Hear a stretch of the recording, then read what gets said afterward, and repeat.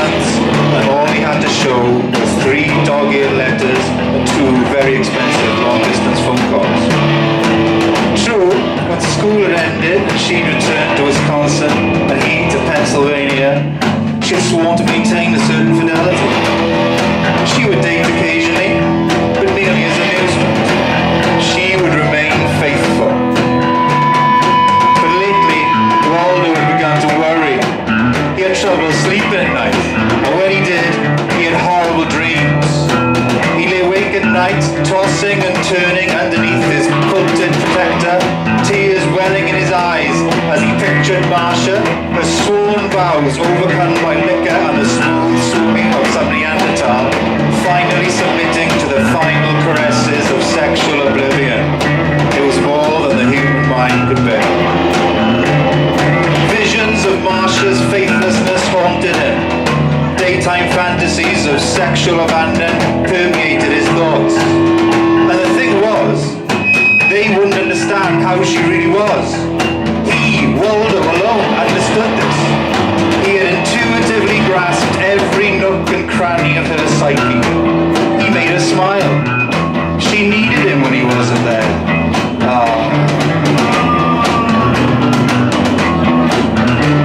The idea came to him on the Thursday before the Mum's parade was scheduled to appear. He just finished mowing and edging the Edelson's lawn for $1.50 and checked the mailbox to see if there was at least a word from Marcia. There was nothing but a circular from the Amalgamated Aluminium Company of America inquiring into his awning needs. At least they cared enough to write. It was a New York company. You could go anywhere in the mails. Then it struck him. He didn't have enough money to go to Wisconsin in the accepted fashion, true. But why not mail himself? It was absurdly simple. He would ship himself, parcel post, special delivery. The next day, Waldo went to the supermarket to purchase the necessary equipment. He bought masking tape, a staple gun, and a medium-sized cardboard box. Just right for a person of his build. He judged that with a minimum of jostling, he could ride quite comfortably. A few air holes, some water, perhaps some midnight snacks, and it would probably be as good as going tourist. By Friday afternoon, Waldo was set. He was thoroughly packed, and the post office had agreed to pick him up at 3 o'clock. He marked the package fragile, and as he sat curled up inside, resting on the foam rubber cushioning he thoughtfully included, he tried to picture the look of awe and happiness on Marcia's face as she opened her door, saw the package, tipped the deliverer, and then opened it to see her Waldo finally there in person. She would kiss him, and then maybe they could go to a movie. If he'd only thought of this before. Suddenly, rough hands gripped his package and he felt himself borne up. He landed with a thud in a truck and was off. Marcia Bronson had just finished settling her hair. It had been a very rough weekend. She had to remember not to drink like that. Bill had been nice about it though. After it was over, he said he still respected her, and after all, it was certainly the way of nature. And even though no, he didn't love her, he did feel a certain affection for her. And after all, they were grown adults. Oh, what Bill could teach Waldo. But that seemed many years ago. Sheila Klein, her very, very best friend, walked in through the porch screen door into the kitchen. Oh, God, it's absolutely moiling outside. Oh, I know what you mean. I feel all icky.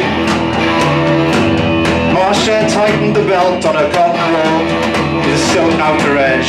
Sheila ran her finger over some salt grains on the kitchen table, licked her finger and made a face.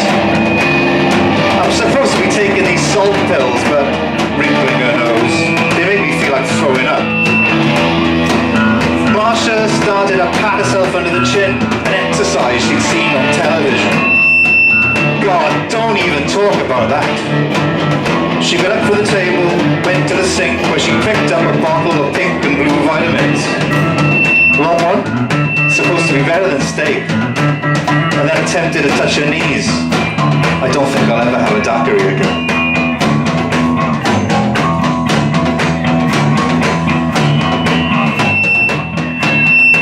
She gave up and sat down, this time near the small table that supported the telephone. Maybe Bill will call, she said to Sheila's glance. Sheila nibbled on a cuticle. After last night, I thought maybe you were through with him. I know what you mean. My God, he was like an octopus, hands all over the place. She gestured, raising her arms upwards in defense. The thing is, after a while, you get tired of fighting with him, you know. After all, I didn't really do anything Friday and Saturday, so, you know, I kind of owed it to him. You know what I mean? She started to scratch. Sheila was giggling with her hand over her mouth. I'll tell you, I felt the same way. And even after a while, here, she bent forward into a whisper. I wanted to. Now she was laughing very loudly. It was at this point that Mr. Jameson of the Clarence Darrow Post Office rang the doorbell of the large, stucco-coloured frame house. When Marcia Bronson opened the door, he helped her carry the package in. He had his yellow and green slips of paper signed and left with a 15-cent tip that Marcia had gotten out of her mother's small beige pocketbook in the den. What do you think it is? Sheila asked. Marcia stood with her arms folded behind her back. She stared at the brown cardboard carton that sat in the middle of the living room. I don't know. Inside the package, Waldo quivered with excitement as he listened to the muffled voices. Sheila ran her fingernail over the masking tape that ran down the centre of the carton. Why don't you look at the return address to see who it's from? Waldo felt his heart beating. He could feel the vibrating footsteps. It would be soon. Marcia walked around the carton and read the ink scratch label. Oh God, it's from Waldo. That schmuck, said Sheila. That schmuck, she said. Waldo trembled with expectation. Well, you might as well open it, said Sheila. Both of them tried to lift the staple flap. Oh, shit, said Marcia, groaning. He must have nailed it shut. They tugged on the flap again. My God, you'll need a power tool to get this thing open. They pulled again. You can't get a grip. They both stood still, breathing heavily. Why don't you get a scissor? Said Sheila. Marcia ran into the kitchen, and all she could find was a little sewing scissor. Then she remembered that her father kept a collection of tools in the basement. She ran downstairs, and when she came back up, she had a large sheet metal cutter in her hand. This is the best I could find. She was very out of breath. Here, you do it, I'm gonna die. She sank into a large, fluffy couch and exhaled noisily. Sheila tried to make a slit between the masking tape and the end of the cardboard flap, but the blade was too big and there wasn't enough room. God damn this thing, she said, feeling exasperated. And smiling, I got an idea. What? Said Marcia. Just watch, said she. What's the idea? Touching her finger to her head.